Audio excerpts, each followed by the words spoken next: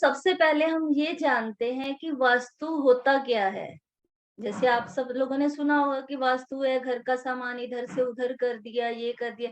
लेकिन आपके मन में कोई ये क्वेश्चन तो आता ही होगा कि वास्तु है क्या असल में? उसका पीछे का पास्ट क्या है? ये क्यों आया? और पहले के लोग वास्तु नहीं करवाते थे। आपने सुना होगा कि जो पुराने लोग थे उनको ज़रूरत क्या उनको नॉलेज नहीं थी? ऐसा नहीं है, उनको नॉलेज थी, लेकिन उनको ज़रूरत नहीं पड़ती थी क्योंकि पहले के जो घर होते थे, वो होते थे हॉरिज़ॉन्टल। आपने देखे होंगे जो पुराने मकान थे हॉरिज़ॉन्टल होते थे, आजकल जो है वर्टिकल होते हैं। वर्टिकल होने से क्या हो रहा है कि उसकी ऊँचाई कम होती जा रही है क्योंकि एक पे एक ऐसे बिल्डिंग चलनी है, तो उसकी ऊँचाई घरों की पहले छतें बहुत ऊँची होती थी, तो स्पेस एलिमेंट बहुत अच्छा आता था लोगों का। उनका सोचने का, समझने का तरीका और अगर हमारी मतलब माइंड सही है ना, अपना स्पेस एलिमेंट सही है, तो अपने को प्रॉब्लम्स आएँगी ही नहीं, ठीक है ना? और जैसे-जैसे घरों की मतलब स्पेस कम हो रही है, इसीलिए वैसे होते जा रहे हैं। पहले एक घर में 10-20 लोग ऐसे ही इकट्ठे रहते थे, ठीक है? आज एक घर में ज़्यादा से ज़्यादा 2-4 इससे ज़्यादा तो नहीं रहते, लेकिन सुख कितने कम होते जा रहे हैं। पहले क्या रहता था कि आपका घर है, उसमें टॉयलेट अटैच नहीं होते थे। घर के बाहर होता था या घर से बाहर ही जाना पड़ता था, रूम के अंदर नहीं होते थे।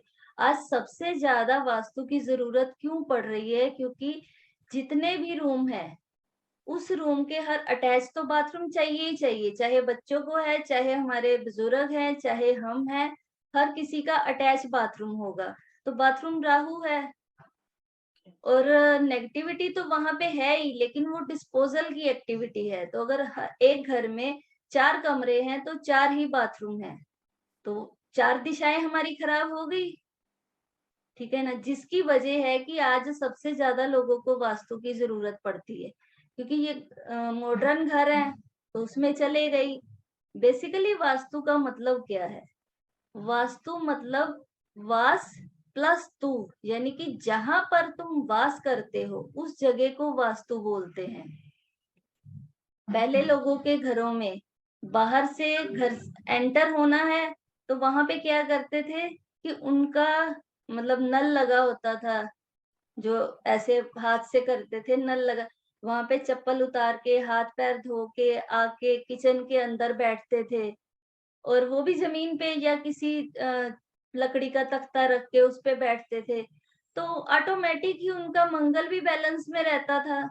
पैर धो के आए हैं तो केतु भी अच्छा है। अगर जिसका केतु अच्छा है उसका चंद्र अपने आप अच्छा हो जाता है। तो ऑटोमेटिक ही रेमेडीज़ होती थी उनकी।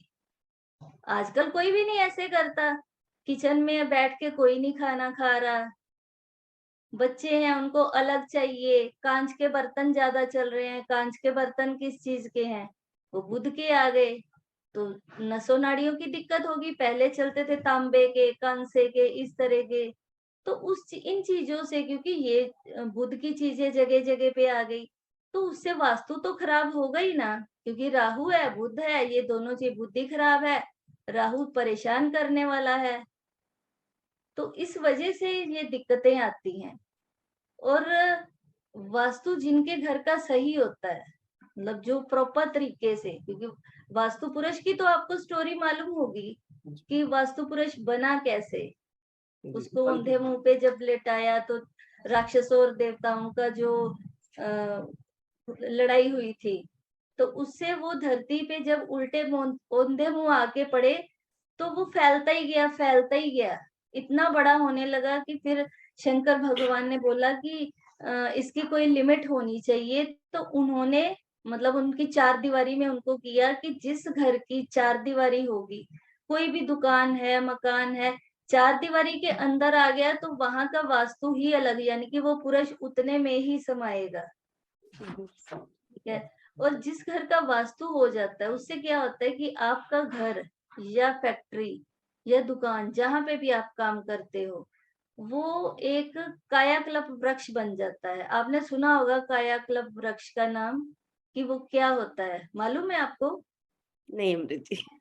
कायाकल्प वृक्ष उस चीज़ को बोलते हैं कि जिसके अंदर मतलब जिसके नीचे एक पेड़ होता है, जिसके नीचे हर इच्छा की पूर्ति होती है। ओके। इसके पीछे एक स्टोरी है कि एक बंदा बहुत धूप में जा रहा होता है। तो रास्ते में पहले लोग पैदल चलते थे, तो हम्म। जाते-जाते उसको बहुत ज़्यादा गर्मी सी लगनी शुरू हो जाती है, प्यास लगती है। तो उसको एक पेड़ दिखाई देता है, उसको नहीं मालूम होता कि ये वृक्ष वास्तव में है क्या? तो वो उसके नीचे जाके लेट जाता है, उसको बड़ी अच्छी नींद आ जाती है। जैसे ही वो उठता है तो वो सोचता है कि मेरे को भूख बहुत लगी है, तो मेरे को कुछ मतलब खाने को मिल जाता। इतना सोचता है, हवा में थालियाँ तैरती हुई आ जाती हैं।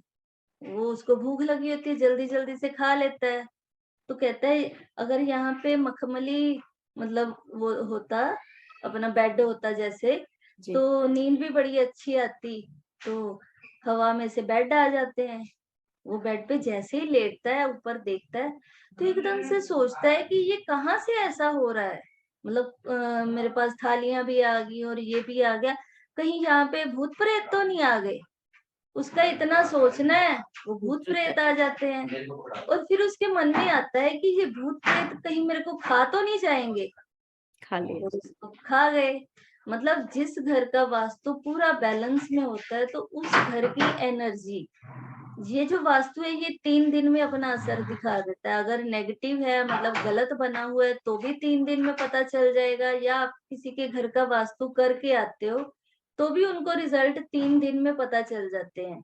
3 दिन, 3 महीने और 3 साल। 3 साल में ये वास्तु वृक्ष जो है ना, इसकी जड़ें फैल जाती हैं। ओके। मतलब जो कहते हैं ना, जितनी नीचे जड़ें होती है उतना पेड़ ऊपर होता है, और वो फिर फल देता है। मतलब 3 साल के बाद किसी का भी आप वास्तु करते हो तो उसको ये मत बोलो कि मैंने आज किया है, आज ही तेरे को रिजल्ट मिलेगा।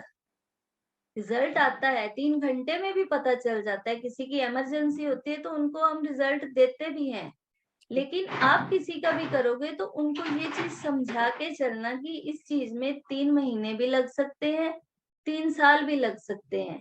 ये है कि 3 साल तक अगर आपने पूरे घर का वास्तु या जिस जगह का भी वास्तु करवा रहे हैं वो करके रखा, तो आपकी लाइफ में सुख समृद्धि जो कुछ के चीज़ के लिए उन्होंने वो करवाया, वो ज़रूर होता है। और ये जो मैंने आपको कायाकल्प वृक्ष वृक्ष वाली बताई ना, उसका मतलब क्या है ये स्टोरी बताने का?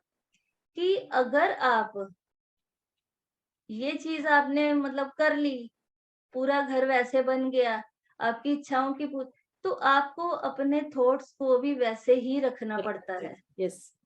अगर आपने वहाँ पे डाउट ले आए, तो वही होगा जैसे वो भूत-प्रेत आ गए, फिर आपने डाउट कर लिया तो वो खा गए।